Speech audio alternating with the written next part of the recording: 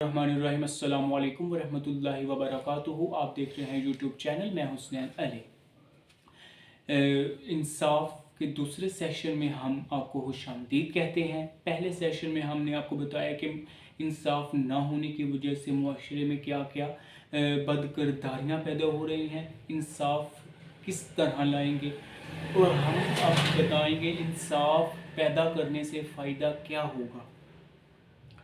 जब हम अमीर और गरीब तबके में फ़र्क ख़त्म करेंगे, सबसे पहला कदम हम वो तरक्की की जानिब, खुशहाली की जानिब, वो ये होगा कि मुआशरे में इस्तेहकाम पैदा होगा, लोगों में सब्र व तहम्मुल पैदा होगा।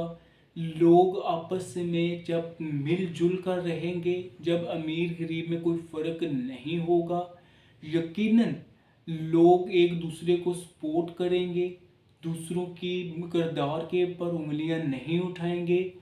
अब फ़र्ज़ अगर हम अपने मुल्क के हालिया हालात को ही देख लें तो ये किस वजह से है, ये किस सूरत में है कि लोगों में अदम बर्दाश्त पैदा हो चुकी है। वो किस तरह कम होगी जब हम कोलैबोरेशन करें। अब देखें जितना जो अब अगर हम देखें इन्फ्लेशन जो है, महंगाई जो है, किस तरह अरूज पर है।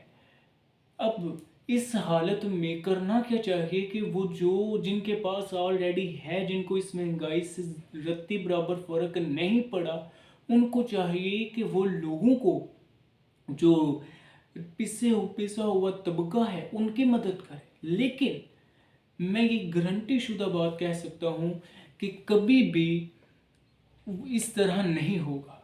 उसकी सबसे बड़ी वजह हमने उन लोगों को सपोर्ट करना शुरू कर दिया, हमने उन लोगों को जिसको कहते हैं ना डील देना शुरू की, हमने उनके खिलाफ आवाज़ न उठाई, जिसकी वजह से आज हम खुद उसका शिकार हैं। अगर हमने आवाज़ उठाई होती तो यकीनन आज हमारा ये सूरत हाल, ये हाल ना होता जो आज हम बर्दाश्त कर रहे हैं।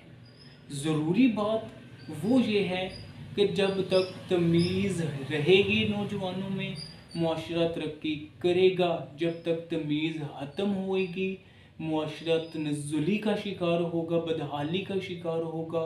कौमों में अदम इस्तेहकाम होने की वजह, सबसे बड़ी वजह यही है कि जब नौजवानों में अदम बर्दाश्त हो, नौजवान जब, क्योंकि ये ऐसा एक पीरियड ऑफ टाइम है जवानी का कि ये अग्रेसिव सिस्टम है, अग्रेसिव हो जाते हैं।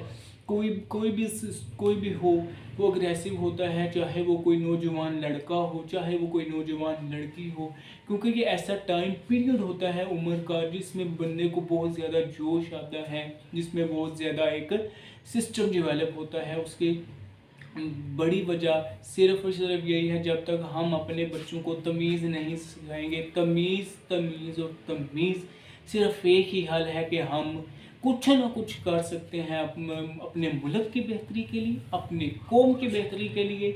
ज़रूरी बात यही है कि हम एक ऐसा सिस्टम डेवलप करते जाएं कि हमें बाद में मुश्किलात न उठानी पड़े।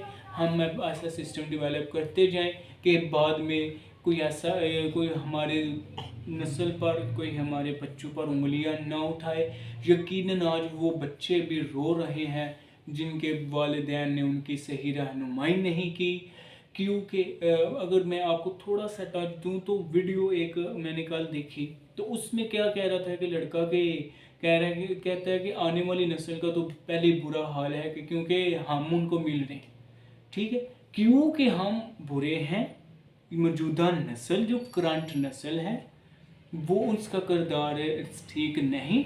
उस तनाजुर में फिर ज़ाहिरी बात है जो आने वाली नस्ल है उनके बुज़ुर्ग फिर हम भी, तो जिस तरह के बुज़ुर्ग होंगे उसी तरह के फिर आगे से नौजवान नस्ल परवान चढ़ेगी।